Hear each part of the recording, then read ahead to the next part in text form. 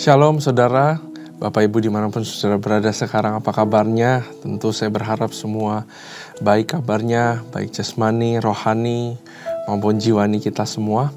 Nah, kita sebentar lagi akan makan makanan rohani yang luar biasa dari pasal ke-38 dari kitab Ayub. Satu pasal yang di seri pengajaran Ayub ini saya tunggu-tunggu karena pertama kalinya Tuhan akan berbicara tentang apa yang terjadi sama Ayub. Kita nanti akan lihat apakah Tuhan menjelaskan atau tidak, saudara. Tapi sebelum ke sana, saya mau ajak kita untuk masuk dalam hadirat Tuhan. Saya mau ajak kita memuji, menyembah Tuhan. Let's get in the presence of God, Tuhan. Saudara, mari kita puji Dia, sembah Dia. Katakan hal-hal yang manis buat Dia. Masing-masing saudara boleh berdoa untuk hampiri Tuhan. Karena kita butuh Dia dalam kehidupan. Ya Radabashe, Ya Radabashe, Jesus, You are great, oh my Lord.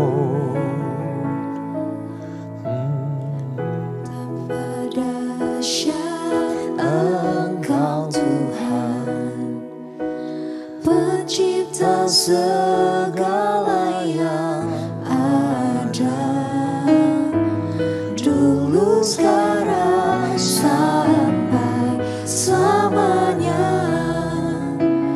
Hanya Engkau Tuhan, tak terselami pikiranmu, tak terukur panjang setiamu, dulu, sekarang, sampai selamanya. Hanya Engkau Tuhan, ku sembah Engkau Yesus. Hanya Engkau Allah di hidupku, tiada yang lain, hanya Kau, hanya Engkau Tuhan. Selamanya Kau tetap Allah, walau dunia semua bergoncang, tak tergoyahkan, Kau tetap Allah.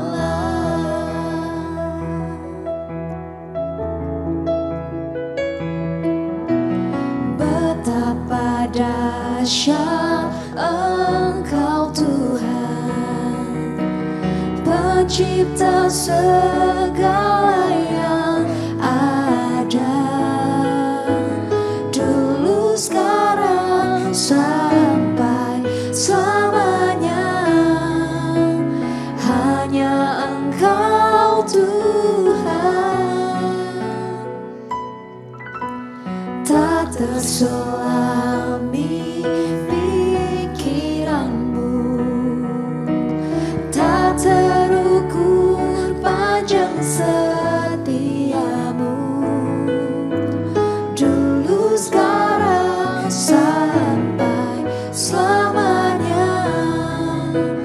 Hanya Engkau Tuhan, ku sembah Engkau Yesus. Hanya Engkau Allah di hidupku,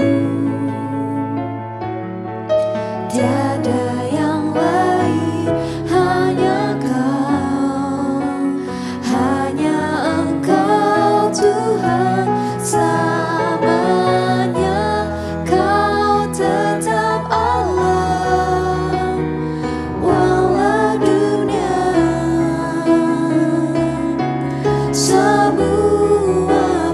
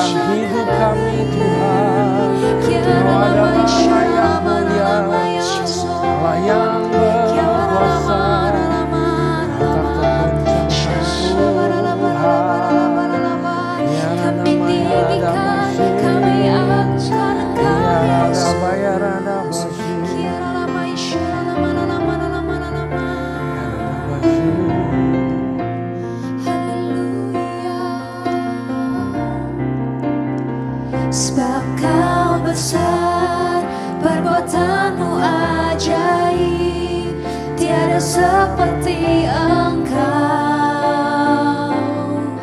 tiada seperti Engkau.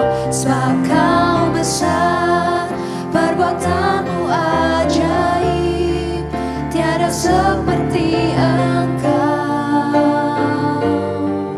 tiada seperti Engkau. Sebab Kau besar, perbuatanmu ajaib, tiada seperti Engkau, tiada seperti Engkau. Sebab Kau besar, perbuatanmu ajaib, tiada seperti Engkau, tiada seperti Engkau.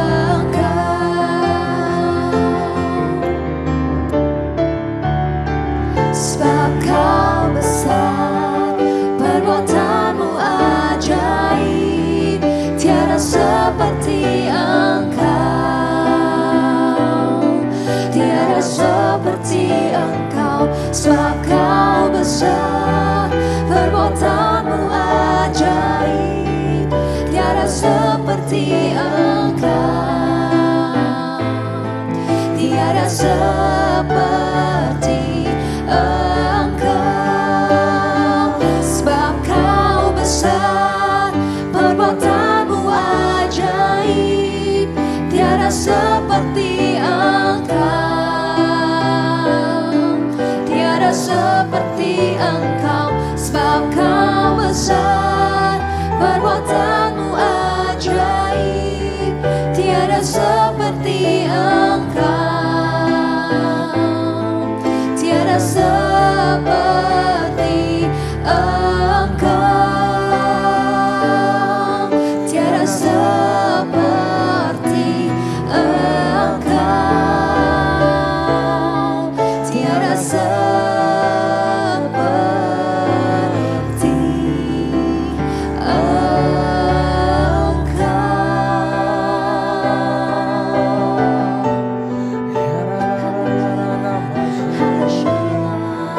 Tiada seperti Engkau Tuhan. Kau besar, Kau ajaib, luar biasa Tuhan. Thank you Jesus. Bapa, kebesaran-Mu sungguh kami gak bisa selami. Kehebatanmu, hikmat-Mu, pengetahuan-Mu, kasih-Mu Tuhan, jauh melampaui dari apa yang kami pikirkan. Yang kami bisa tangkap cuman you are for me. Kau adalah bagian daripada kami. You are not against us, tapi Kau ada bersama-sama dengan kita. Bersyukur sekali kami punya Tuhan yang seperti Engkau. Bapa, urapi kami supaya kami mengerti firman-Mu. Lidah bibir hamba-Mu Kau berkati, sembunyikan hamba-Mu di balik salib-Mu. Supaya kebenaran diperkatakan, rema didapatkan, understanding didapatkan. Supaya kami boleh ditanami benih yang kami percaya akan berbuah buat orang lain. Dan transformasi kehidupan juga boleh terjadi lewat belajar dan mengerti akan firman-Mu. In Jesus name, haleluya, amin. Shalom sekali lagi saudara, salam sukacita, damai sejahtera buat kita semua. Nah, mari kita buka kitab Ayub saudara, pasal yang ke-38. Persiapkan saudara, Ayub pasal yang ke-38.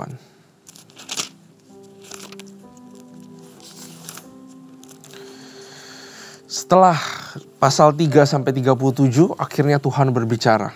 Berbicaranya 4 pasal aja kepada Ayub. Tapi itu mampu membuat Ayub berlutut dan membungkam mulutnya. Yang saya penasaran kalau baca ini adalah apakah Tuhan perlu menjelaskan segala sesuatu kepada Ayub. Karena pada kenyataannya Tuhan tidak menjelaskan segala sesuatu juga kepada kehidupan kita, benar? Kita semua sudah mengalami berbagai macam naik turun kehidupan. Gak semua pun kita mengerti. Gak semua pun Tuhan perlu jawab. Ya, karena kasih-Nya, Karena kebaikannya sudah terbukti di kayu salib. Perlukah dia menjelaskan kenapa kita mengalami sesuatu? Perlukah dia menjelaskan kenapa doa kita gak dijawab? Kalau kasihnya saja sudah diberikan di kayu salib, seharusnya kita sebagai orang Kristen punya confidence in Him. Bahwa gak semua doa saya dijawab, tapi dia baik buat kehidupan saya. Mahkotanya itu bukan permintaan atau hal-hal dunia yang perlu dikabulkan Tuhan. Tapi jauh kita gak bisa melihat bahwa betapa berharganya mahkota kehidupan itu yang disediakan buat kita. Nah, mari kita baca ayat 1. Maka dari dalam badai Tuhan menjawab Ayub. Kalau ayat 1 aja saudara. Gini, kalau kita sedang mengalami badai kehidupan, ayat 1 aja sudah cukup untuk menjawab segala sesuatu. Betul gak? Tuhan menjawab di dalam badai. Artinya dia gak pernah meninggalkan kita saudara. Ya, buat saudara sekarang yang sedang mengalami badai kehidupan, saya mau kasih tahu, Tuhan gak ada di dalam luar badai. Dia di dalam badai bersama dengan kamu.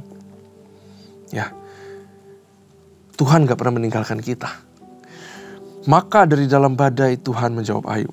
Badai ini bisa dua ya, mungkin badai yang beneran terjadi pada saat itu, atau badai kehidupan. Ayat kedua, siapakah dia yang menggelapkan keputusan dengan perkataan-perkataan yang tidak berpengetahuan? Bersiaplah engkau sebagai laki-laki. Aku akan menanyai engkau supaya engkau memberitahu aku. Di manakah engkau ketika aku meletakkan dasar bumi? Di mana kita, saudara? Aku mikir dengan diriku sendiri. Di mana aku waktu Tuhan meletakkan dasar bumi? Gimana caranya Tuhan meletakkan dasar bumi? Where am I? What am I? In front of His capability. Di depan kapabilitasnya Tuhan. Di mana saya berada? Kecil banget, saudara. Ya. Ceritakanlah kalau engkau punya pengertian, kata Tuhan. Seolah-olah seperti Tuhan marah ya, saudara. Ya, tapi saya yakin Tuhan tidak marah. Tuhan hanya perlu memberikan satu ketegasan. Ya. Siapakah yang telah menetapkan ukurannya? Bukankah engkau mengetahuinya? Atau siapakah yang telah merentangkan tali pengukur kepadanya? Atas apakah sendi-sendinya dilantak?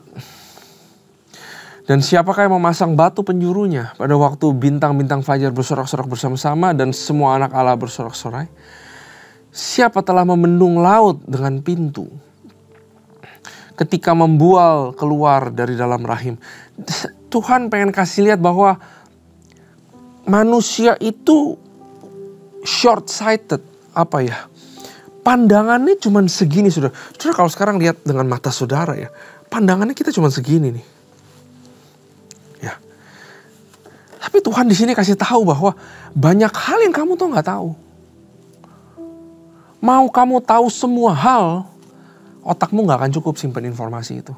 Nggak cukup ini storage gitu. Karena pandangan kita sempit. Kamu nggak akan bisa lihat segala sesuatu. Kedalaman segala sesuatu. Why things happen. Itu it's not yours, bukan bagian kita manusia. Tapi itu yang dicari-cari manusia, betul. Kita pengen tahu segala sesuatu.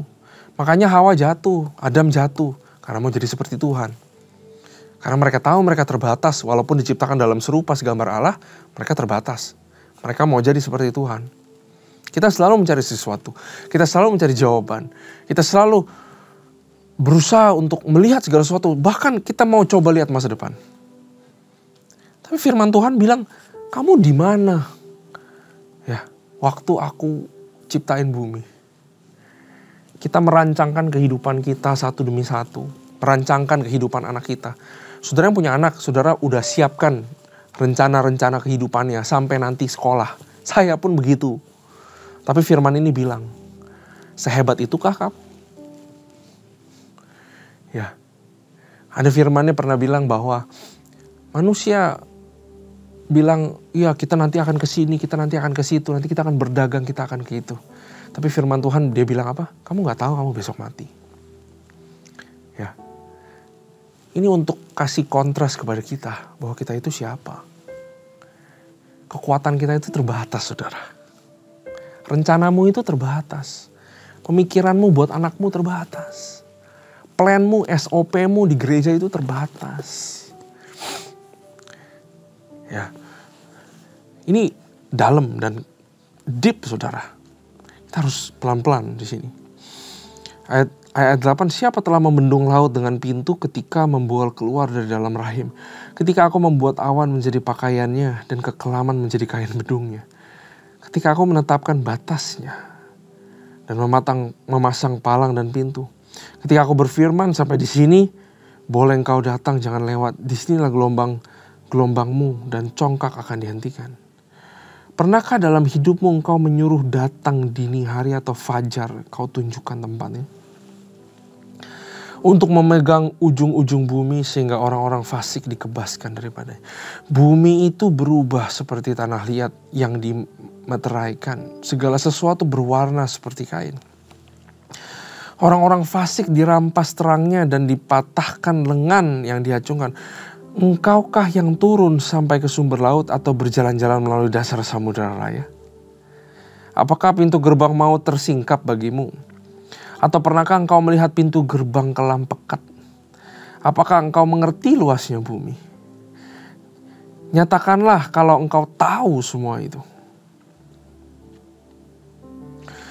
Di dalam Ayub demanding for God's answer, why this is happening, malah Tuhan menjelaskan level yang lebih tinggi lagi. Bahwa mencari jawaban kenapa sesuatu terjadi dalam kehidupan gak lebih penting daripada mempercayai dan mengenal siapa Tuhan. Di manakah jalan ke tempat kediaman terang dan di manakah tempat tinggal kegelapan? Sehingga engkau dapat mengantarnya ke daerahnya dan melalui jalan-jalan ke rumahnya. Tentu engkau mengenalnya karena ketika itu engkau lahir dan jumlah hari-harimu telah banyak.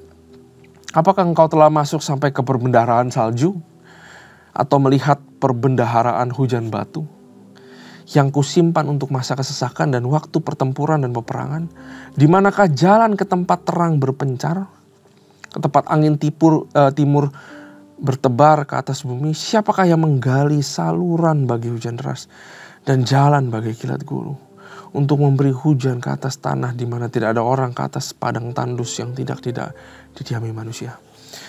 Untuk mengenyangkan gurun dan belantara dan menumbuhkan pucuk-pucuk rumput muda, apakah hujan itu berayah? Atau siapakah yang menyebabkan lahirnya titik air embun? Dari dalam kandungan siapakah keluar air beku dan embun beku di langit? Siapakah yang melahirkannya? Air membeku seperti batu dan permukaan samudera raya mengeras. Saudara, menurut saya ini suatu jawaban yang very very beautiful. Untuk seseorang yang butuh kekuatan Tuhan, yang sedang meragukan Tuhan, dia mendapatkan satu pencerahan lagi bahwa Tuhan itu luar biasa banget. Kenapa aku harus takut? Untuk para pelayan Tuhan, para pengerja, kadang kita merasa kita hebat. Kadang kita merasa kita tinggi banget ya, jadi pengerja. Kadang kita berdiri di mimbar rasanya udah keren banget. Kalau baca ini, saya sendiri menyadari siapa saya.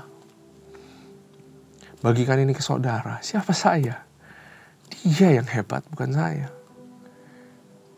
Saya cuma bisa taat aja, saudara. Ini benar-benar menyadarkan kalau kita sebagai pelayan, hati hamba itu seperti apa. Bahwa Tuhan kita itu besar banget. Dan kadang-kadang kita masih menyombongkan diri kita. Gara-gara ada gua tuh. Gara-gara saya tuh. Coba gak ada saya. Nih biar saya, ini biar gua aja. Siapa kita di hadapan Tuhan, saudara? Ya. Ayat 31, dapatkah engkau memberikan ikatan bintang kartika dan membuka belenggu bintang belantik? Dapatkah engkau menerbitkan mintakul buruj pada waktunya dan memimpin bintang biduk dengan pengiring-pengiringnya? Saudara, banyak banget kata-kata ini aja saya nggak tahu, saudara. 33, apakah engkau mengetahui hukum-hukum bagi langit? Atau menetapkan pemerintahannya di atas bumi? Dapatkah engkau menyaringkan suaramu sampai ke awan-awan sehingga banjir meliputi engkau? Dapatkah engkau melepaskan kilat sehingga sabung menyabung? Sambil berkata kepadamu, ya, siapa menaruh hikmat dalam awan-awan, atau siapa memberikan pengertian kepada gumpalan mendung? Siapa dapat menghitung awan dengan hikmat? Dan siapa dapat mencurahkan tempayan-tempayan langit ketika debu membeku menjadi logam tuangan dan gumpalan tanah berlekat-lekatan? Ya, justru di tengah Ayub mencari jawaban, saudara, Tuhan menjelaskan siapa dirinya dan kebesarannya. Itulah nature daripada kitab Ayub. Bukan untuk kasih tahu formula bagaimana Tuhan menjawab. Tapi kitab Ayub adalah kitab yang menjelaskan who God is. And who we are in front of God. Itu Ayub. Bukan bercerita seseorang yang akhirnya setia dan dikasih 2 kali lipat sama Tuhan. Kita sering bacanya ambilnya itu aja. Berkat lagi, berkat lagi, berkat lagi. Tapi Ayub sebenarnya kitab untuk menjelaskan siapa dia. Who God is. And when you understand who God is, maka respon atau behavior kehidupanmu berubah.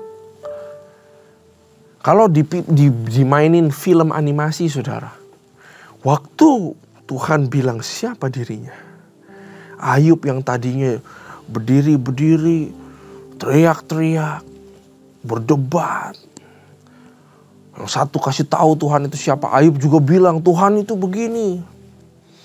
Saya itu tidak berbuat dosa, gini gitu. Begitu Tuhan ngomong tentang dirinya, kalau dibuat film, saya yakin Ayub itu dia mulutnya terkunci. Gak bisa apa-apa. Dia sadari betapa kecilnya dia. Saking kecilnya sampai berasa bahwa seharusnya aku gak perlu lagi menanyakan kepada Tuhan kenapa ini semua terjadi. Apalagi kita, saudara, yang sudah ada buktinya Yesus mati di kayu salib. Perlu apa lagi? Gitu loh. Perlu alasan apa lagi kamu melayani Tuhan? Mau tunggu diberkati Tuhan, siapa kamu? Gitu loh, ngerti gak? Dia begitu besar. Siapa kamu menolak panggilannya? Siapa kita sebagai manusia? Kamu bisa bikin bumi, katanya. Kamu bisa ukur bumi. Kamu bisa bikin kilat. Gak bisa.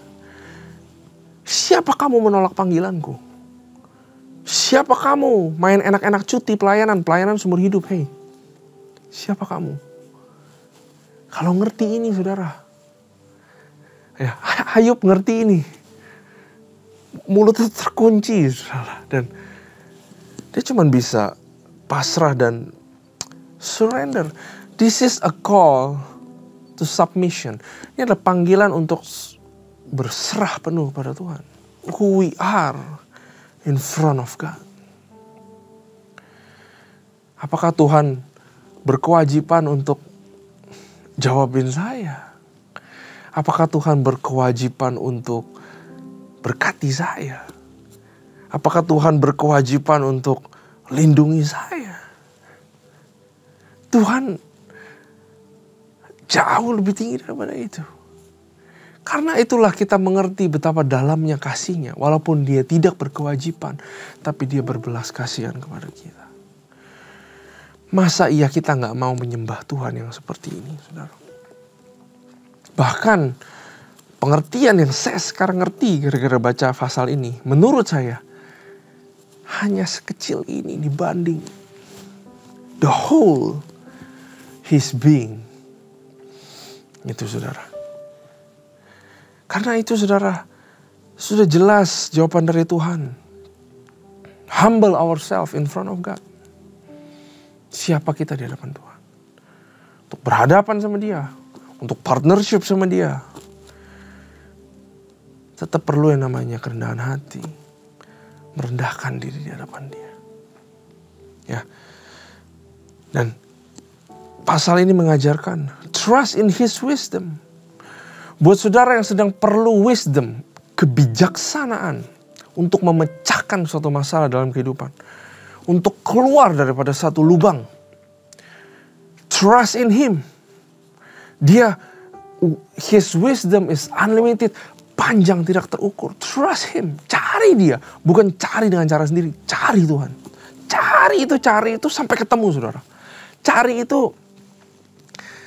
itu beda dengan, ya udah coba deh ke Tuhan. Beda. Cari itu udek-udek. Segala tempat. Sampai, intinya gini. Dulu waktu saya sedang menderita, saudara. Semua program gereja saya ikut. Saya cari dia. Semua firman saya baca terus, saya cari dia gitu. Ya, cari Tuhan. Karena dia wisdomnya tidak terhingga. Dan akuilah di hadapan Tuhan bahwa hikmat kita itu gak ada apa-apanya di hadapan dia. Ya.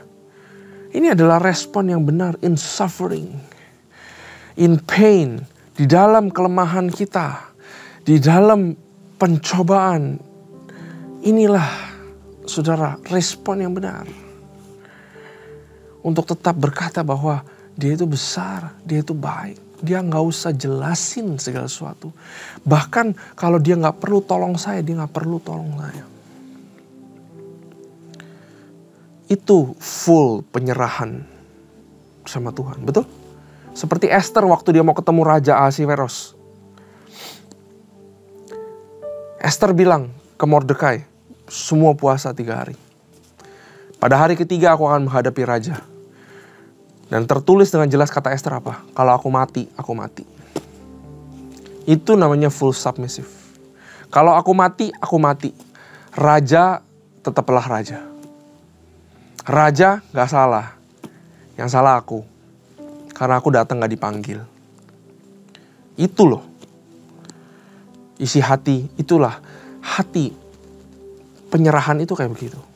Kalau hancur, aku akan hancur. Tapi aku akan tetap mendekat kepada Tuhan dan menyembah dia selama-lamanya. Sama waktu saya mengalami kejadian, saudara. Waktu saya dan istri saya, anak kami yang pertama keguguran, saudara. Sakitnya itu sakit bukan main. Ya, saya percaya saudara juga pasti pernah mengalami kesakitan entah apapun halnya ya saudara. Sakitnya bukan main, saudara. Tapi siapa kita untuk, saya bilang, siapa saya untuk bilang kepada Tuhan bahwa Tuhan harus jangan bikin itu keguguran dong. Siapa saya? Dia Tuhan, kalau dia mau ya dia mau. Saya gak perlu tahu maksud dibalik sesuatu. Tuhan kalau izinkan itu, dia izinkan itu dalam kehidupan. Nunggu udah hampir 4 tahun itu saudara, saya gak punya anak. Sampai saya bilang sama istri saya, gak punya anak seumur hidup pun kita menyembah Tuhan. Gak punya anak seumur hidup pun dia tetap Tuhan. Gak ada satupun yang kita bisa lakukan di dalam dunia untuk bikin dia berubah pikiran. Saya gak mau bikin dia berubah pikiran buat apalah. Tuhan adalah Tuhan, saya adalah saya. Saya ditebus, udah cukup itu satu. Submissive, saudara. Itu yang mau diajarkan kitab Ayub kepada kita. Tapi selain itu, kitab Ayub juga koin sebelahnya. Satu koin 2 sisi. Dua-duanya punya value. Yaitu apa? Di dalam kesesakan, Tuhan itu pasti menjawab. Respon hati kita begitu aja. Kita hanyalah seorang manusia. Tuhan adalah Tuhan. Tuhan menetapkan langkah orang percaya. Tapi di balik itu, Tuhan juga bilang bahwa, tapi saya selalu akan bersuara pada saat yang tepat. Begitu panjang dari pasal 3 sampai 37, akhirnya Tuhan ngomong sesuatu. Saudara yang sedang di dalam pergumulan, I want to tell you, selama kita punya sikap hati yang benar, Tuhan akan bicara. Walaupun saudara hatinya sedang kacau sehingga saudara gak bisa bersikap hati yang benar. Seperti Ayub, mungkin dia teriak-teriak marah-marah. Tapi saya mau bilang, Tuhan adalah setia. Dia pasti akan ngomong sesuatu. Dia pasti akan muncul. God is a God in difficult times. Tuhan justru paling sering keluar atau menyatakan dirinya in difficult times. Itulah Tuhan kita, saudara.